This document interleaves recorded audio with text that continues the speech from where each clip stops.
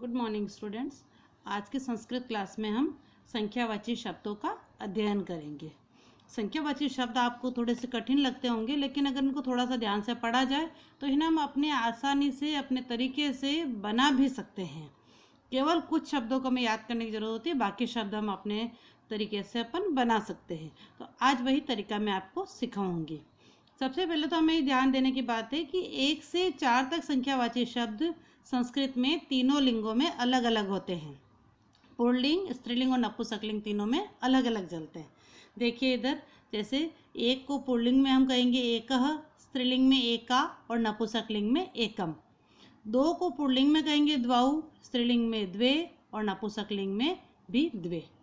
तीन को हम पुल्लिंग में कहेंगे त्रयः, स्त्रीलिंग में तिस्रः और नपुंसकलिंग में त्रीणि। चार को हम पुल्लिंग में कहेंगे चत्वारः, स्त्रीलिंग में चतस्रः और नपुंसकलिंग में चत्वारि। केवल 1 से 4 तक तीनों लिंगों में अलग होते हैं। उसके बाद कोई भी संख्या हो, सभी लिंगों में समान रूप से एक जैसे ही चलते हैं। 5 को पंच, 6 को षट, 7 को सप्त, 8 को अष्ट, 9 को नव और 10 को दश। अब यहाँ तक हमें 10 तक हमें संख्यावाची शब्द याद करने होते हैं। इसके आगे के सारे शब्द हम अपने आप बना सकते हैं, हम थोड़ा सा अगर इनको ध्यान से पढ़ेंगे तो। देखेंगे ज़रा, जैसे आप क्या होता है कि आपकी जब असेंबली होती है तब क्या होता है, छोटे बच्चे आगे खड़े होते हैं और बड़े बच्चे पीछे खड़े होते हैं। तो यही मेथड हमें यहाँ अप्लाई करना है। हमें इंग्लिश वाला मेथड यहाँ अप्लाई नहीं करना है। इंग्लिश में क्या होता है, जैसे हमें अगर लिखना होता है 21, तो हम क्या लिखेंगे, बोलते क्या है 21।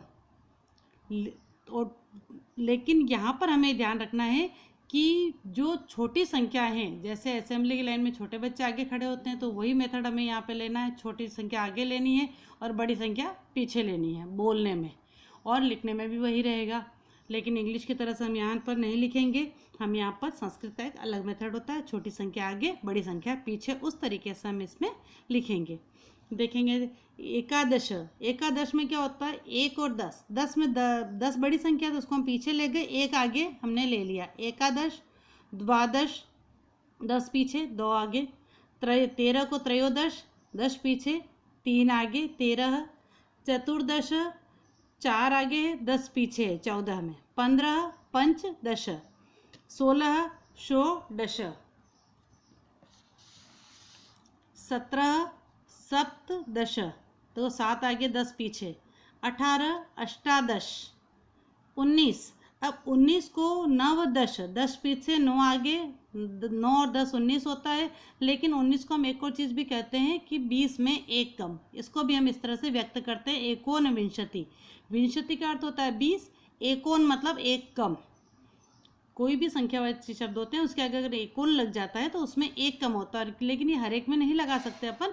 केवल जो 10, 20, 30, 40 इसके पहले की जो संख्या आती है उसमें हम इसको प्रयोग कर सकते हैं। एकोन विंशति 20, 20 को कहेंगे विंशति। 21 एक विंशति, देखो इंग्लिश में हम बोलते हैं 21 और लिखते भी 20, TWENTYONE ऐसे लिखते हैं, लेकिन इसमें हम थोड़ा सा उल्टा लिखेंगे, छोटी संख्या आगे बड़ी संख्या पीछे, क्योंकि छोटे बच्चों को हमें आगे रखना है। एक विंशति 1 और 20, 21, 22 द्वाविंशति, 23 त्रयोविंशति, 24 चतुर्विंशति और 25 पंचविंशति। अब यहाँ तक देखेंगे तो सारी छोटी संख्या आगे आई है और 20 वाली संख्या पीछे आई है। और यहाँ पर हमें एक और बात ध्यान रखनी है कि ऊपर की संख्याओं में तो कहीं भी सर्ग नहीं आया, केवल जो 4 तक में कहीं आया है। लेकिन जो 20 के बाद की संख्या होती है जिसमें विंशति आता है, विंशति शब्द में हमेशा विसर्ग आता है। ये चीज़ हमें यहाँ याद रखनी है।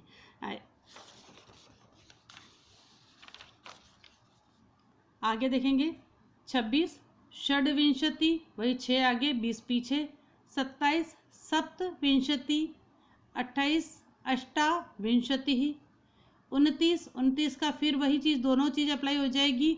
9 और 20 29 और एकोन त्रिंशत, त्रिंशत मतलब होता है 30, एकोन मतलब एक कम, 30 में एक कम 29, 30 को कहेंगे त्रिंशत।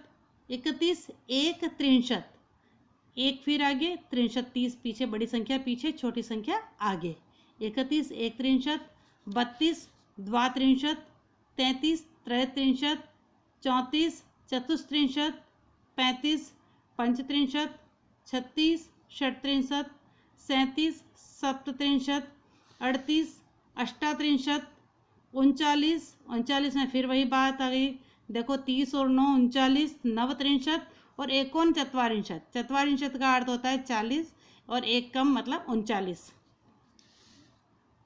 40 चत्वारिंशत्, 41 एक चत्वारिंशत्, 42 द्वाचत्वारिंशत्, 43 त्रिचत्वारिंशत्। चत्वारिंशत् देखो 40 है, बड़ी संख्या है पीछे, त्रि छोटी संख्या है तो वो आगे, द्वा भी छोटी संख्या है, एक भी छोटी संख्या है, ये आगे, बड़ी संख्या पीछे। बिल्कुल आसान तरीका है। 44 चतुश्चत्वारिंशत्, 45 पंचचत्वारिंशत्, 46 षट्चत्वारिंशत्, 47 सप्तचत्वारिंशत्, 7 आगे 40 पीछे। 48 अष्टचत्वारिंशत्, 49 49 का फिर वही दोनों चीज़ आ जाएगी, नवचत्वारिंशत् 40 और 9 49 और एकोनपंचाशत् 50 में एक कम और पंचाशत् 50। अर्थात निष्कर्ष रूप में हम कह सकते हैं कि हमें 1 से 10 तक संख्यावाची शब्द जो पूरी तरह से याद होने चाहिए और उसके बाद में 10, 20, 30, 40, 50 ये अगर हमें अच्छे से याद है तो हम आसानी से सारी गिनती लिख सकते हैं। आज हमने 1 से 50 तक गिनती लिखना सीखी है, संस्कृत में संख्यावाची शब्द लिखना सीखे हैं। आगे के अध्ययन में हम आगे की संख्याएं 100 तक पूरी सीखेंगे। आशा है आपके सारे डाउट्स भी क्लियर हो गए होंगे और आपको संख्यावाची शब्द आसानी से समझ में आए होंगे। धन्यवाद।